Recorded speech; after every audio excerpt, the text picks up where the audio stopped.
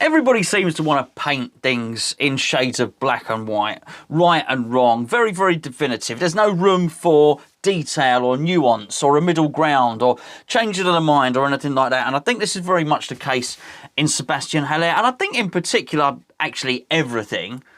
But there are certain examples in West Ham terms, which you'd understand, and a lot of you will recognise. I'll give you an example. Last week, something like that, I did a video on Saïd Benrahma's signing. And everyone was hugely annoyed at the transfer window, and rightly so. And particularly the fact that we'd left it to the last minute. I was one of them. That being said, bearing in mind the medical report appeared to have come back, bearing in mind it was a last-minute deal, and bearing in mind it almost fell through, I thought the loan deal was the sensible option, if you remember. I thought it was perhaps silly at that stage to try and throw 30 million at something you weren't sure about. Almost immediately afterwards, I received a few comments, nothing nasty, by the way, but very much of the inquiry, are you not GSB out anymore? Oh, sorry, are you not hashtag GSB out anymore? And I just found it a strange one because I thought my opinions on the ownership, my opinions on the funding are long established. And I've done video after video after video. But I just found it strange that the fact that I thought in this particular instance a good decision had been made would undo everything that I had said previously. I just thought it was quite a bizarre thing to read and to receive, really. And I'm noticing a lot of this with Sebastien Haller, not in particular to me, but I'm seeing it happening with other people. I've seen it again. You see it with Gio, and Gio will praise David Moyes. So whatever, against Leicester or something like that, Gio will turn around and say, "Oh, David Moyes got it right today. I thought he did really well." And very much you had comments coming back at him which was saying, "Oh right, so you're Moyes in now, are you, Jim?" As if they're labels, as if you're one or the other constantly on everything. And it feeds into Sebastien Haller. And you're either pro Sebastien Haller or you're anti Sebastien Haller. And I know today I said I would do a video about the game itself against Liverpool. The truth of the matter is, I've watched limited highlights and not enough to give a detailed breakdown. I'd be a fraudulent match report if I attempted to do one. But I've tried to read as many comments as possible, just on the game and on as many websites and listen to some reviews and some different bits and pieces. And it does seem to be that Sebastien Haller is a divisive figure in this particular game. I also find one about David Moyes, and I'm going to talk about that later on in the week. There do seem to be people that want David Moyes to fail, and when we get an unfavourable result, they turn around saying, see, told you. And I'll get to that later on in a week. And actually, if you go onto hammerschat.com, if you look, Dom had actually written a story and a blog on that, which might be worth your while going and having a read on. But in terms of Sebastien Haller, I think the same thing is happening. And quite possibly the truth falls somewhere between the margins. And what are the margins? Well, the extremes are Sebastien Haller is a good player and he deserves a chance. And if he gets a chance, he'll score goals. And the other one is, he's useless, he doesn't try, get him out. Now, we're going to go on to what David Moyes has said in just a second, because David Moyes has maybe alluded to the fact that he should perhaps put a little bit more effort in. And people can't, you can't fool the evidence that your own eyes give you. And sometimes when you look at Sebastien Haller, it looks like he's not putting in the effort. Well, that's, again, that is true. But it doesn't stand to reason that he's also useless. So there's a couple of comments I noticed which were, what does it say? I've written it down here.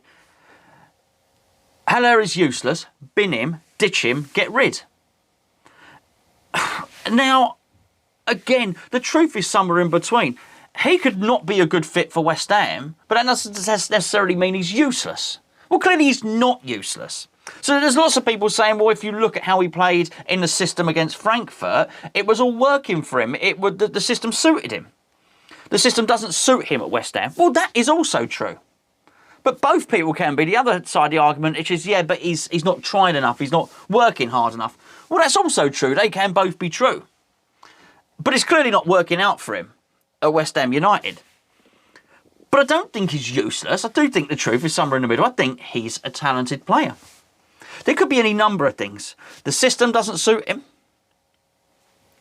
The country doesn't suit him. Maybe the pace of football in the Premier League is not conducive to how Sebastien Haller plays. I'm less inclined to believe that because I don't think the Premier League is that much quicker than the Bundesliga. I think the Bundesliga is a high-energy, high-octane division. But you can't just bin him. You can't just... And I've seen, by the way, it's not one person. I've seen a lot of people get rid, ditch him now, pay him off. I mean, what? Pay him off. Let me just tell you something. We've just paid Jack Wilshere off. He had less than a year left and it still cost us $4 million to pay him off. Let me tell you now, if we tried to pay Sebastien Haller off and just said ditch him, get rid, well, we'd probably end up paying him best part of $30 million.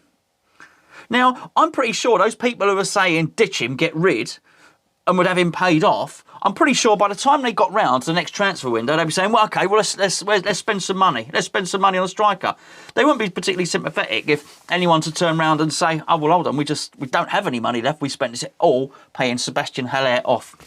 So, if you concede that that's the case, then surely we've got to try and get the best out of him. Either A, to make him work in a team, or B, to keep his value up. If you had a car that you wanted to sell, and you knew that you perhaps wanted to sell it in 6 months' time or a year's time, you've got two options. Yes, I guess you could let it rot on the front drive. You could not do the MOT. You could not look after it. You could not polish it and all the rest of it. But chances are when you came round to sell that car, and if it hadn't been used and it hadn't been driven, you're going to get a much lower fee than if you had MOT'd it, the wheels were shiny, it was in fine mechanical working condition, and you make it appealing to somebody else. And this is the situation we got with Sebastien Haller, because I am convinced that it ain't going to work out for him at West Ham. But does that suddenly mean, oh, right, you're Sebastien Haller out? You think he's crap? No, I don't. I don't think he's crap at all. I think he's a really good striker. I think he's got some attributes that I think would suit the Premier League. I think he's shown it in his heading. I think he's shown it in his hold-up play. Do I want to label him as completely useless and lazy? No. If he was completely lazy, he wouldn't come back for the set plays when we have a corner or a set piece against us and head it out. If he was completely lazy, he'd think, I'm not going up the defensive end of the pitch. I'm a striker. I'm staying here. But he does. He gets back and he tries to do it. Sebastien Haller's biggest problem is that he is not a particularly energetic player, as far as I can see it. And there's something that comes into it, which is body language, which we're going to talk about with David Moyes in just a second. But the body language is a huge part of it. It doesn't necessarily mean he's not trying and he's not motivated. I think it's easy to look at him and think he's a languid player. He's not interested. I think if you looked at his career, I wouldn't be surprised if he... It's easy to watch highlights against Frankfurt and watch him in that attacking trio. And when you're just watching the highlights, you'll see him running around, you'll see him scoring goals. I bet if you were to watch 90 minutes of all Frankfurt games, there'll be times during that game where you'd see him walk in, maybe slightly hunched shoulders or something like that. In many respects, it doesn't matter. Because I do believe David Moyes has made up his mind. And I'll get on to that in just a second. Before I do... a look at our Patreon page. Now, I'm going to be just going... I'm not going to care. I'm not going to be talking for long, by the way, so don't worry. We'll get back on Sebastien Haller in a second.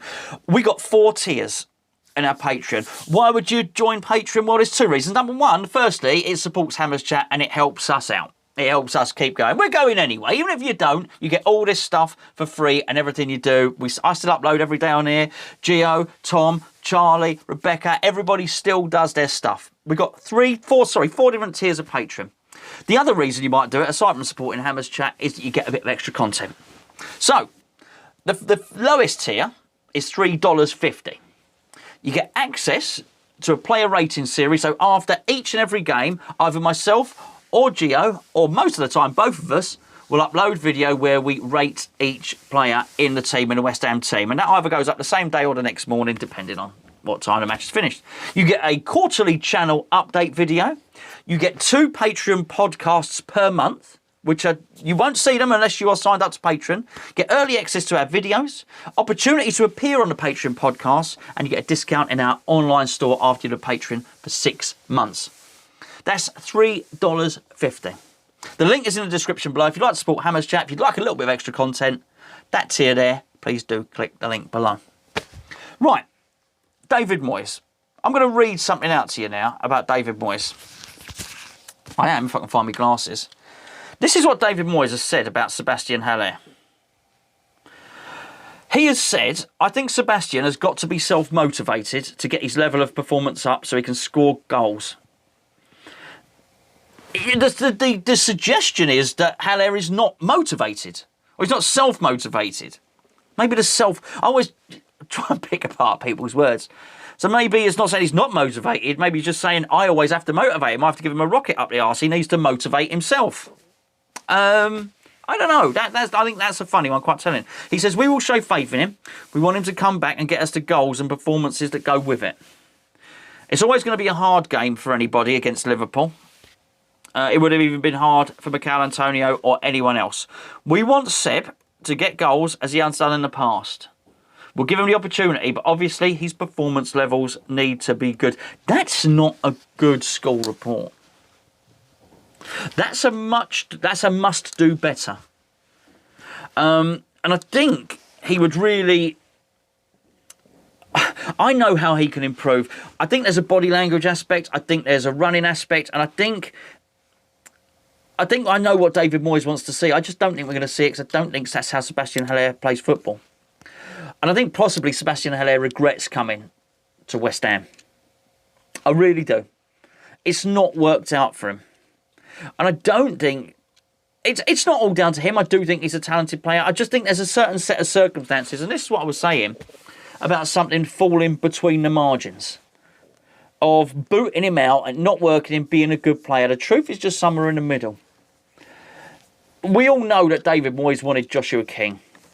High energy player. He would have slotted straight in. He would have done what Mikel Antonio has done. I don't particularly want to sit here and blame Sebastien Haller for the fact that we didn't beat Liverpool. And I think Moyes is saying that. Hold on. I think he's pretty much saying we might not beat Liverpool with Antonio in the team. And I would agree with that. But I think we saw Moyes' level of commitment to Sebastien Haller in as much as he probably should have changed the shape of the team. But he didn't. What he did was he probably thought, I'm going to tweak the team to maybe get some more crosses over, but I'm not going to throw the baby out with the bathwater. And I understand that. Because, forget the goalkeeper for a second, you've got 10 outfield players. What he's saying is, why should I change the other 9 outfield players just to suit the one? Well, I think there's good reason for doing both. I think there's good reason for him thinking that, for him being stubborn in that and saying, well, hold on, I've got a winning formula. It's up to the player to adapt to that. I think there's something to be said for that. I also think there's something to be said for being a pragmatist and actually thinking, well, I can't play the system that I wanted to play anymore because my high-energy striker in Mikel Antonio is not available. And because he's not available, I've got this other guy who's going to stay central. He's not got as much energy. He brings other things to the table, like a heading prowess and so on and so forth. So I'm going to have to tweak my tactics. I don't think either one is a shooting offence, quite frankly, but I think what it does do is the decision that David Moyes made is quite telling. And that tells you how this is going to play out. And I suspect it is that Sebastien Haller doesn't have a massive future at the club. I say massive future. I don't think he has any future at the club. But that doesn't mean ditch him. That doesn't mean stick him on the drive, let him turn mouldy, don't MOT him, and then hope that someone comes knocking on the door saying, all right, Mush, can I give you 90 quid for your motor? No, I don't. That's not what we do. What we've got to do is we've got to keep him interested. We've got to keep him in the team. And we are not going to get back our 45 million. But what we've got to make sure we do is get as much of that 45 million back as is humanly possible. We've got to make Sebastien Haller as attractive as we can for other clubs to come in, preferably in January, and buy him. Does that mean at the expense of Mikel Antonio? No. Because this is something else, and what you've got to get right. people were often saying, I'll give a Jetty as an example. Jetty hasn't got a chance. Give him a chance. Give him he needs to run a 6 games. Were we really going to do that? Were we really going to, after lockdown, when we were fighting for survival, to stay in the Premier League? Or are we honestly going to give this, we're going to say to Mikel Antonio, you step aside, we need to give this guy 6 games. You imagine if we'd have done that and it had failed. We'd have said, hold on, we've got 2 senior strikers here. We've played someone unproven and now we're getting relegated. No, you just can't do it. But now is not that time. Now you've got to take into the context. You've got to take the detail. And that is actually, we're not looking bad in the Premier League. We've got far more points than we thought we'd get at this stage of the season. Our top guy, Mikel Antonio, is out for a little while. So this is an opportunity to play Sebastien Haller. It ain't right to play Yarmolenko there. I don't care what he's done for the Ukraine. I don't mean in terms of his goals and his assists and the rest of it, that he might sometimes have played striker for the Ukraine. I've seen it. He's too slow. He's too slow. Don't get me wrong, Sebastien Haller is not quick. But Sebastien Haller is dominant in the middle in terms of his heading ability, so he gives you something else. I don't think Jared Bowen should play up there on his own. I really don't. So I think whilst Antonio's out, you play the £45 million striker. Get him to a stage where, come January, and I think we'll be in quite a safe position in January, mid to 15th, something like that. You look at the worst teams in the Premier League, they're pretty poor and we ain't one of them. I think at that point, then you look at it, and if it's the case, you look to offload him. But I don't think he is responsible for everything that's wrong at West Ham. I don't actually think there's an awful lot wrong at West Ham. Well, not in terms of the playing team, anyway. I understand that people are frustrated, and I understand immediately after a game that people were angry, but he is still our player, and we've got to get the best out of him. And I'm pretty sure someone will come along and say, so, are you Haller in or are you a Haller out, Gonzo? What is it? Put a hashtag in front of it. Now your colours to the mast. It's black or it's white. I still think there's a grey area. I'm neither Haller in nor Haller out.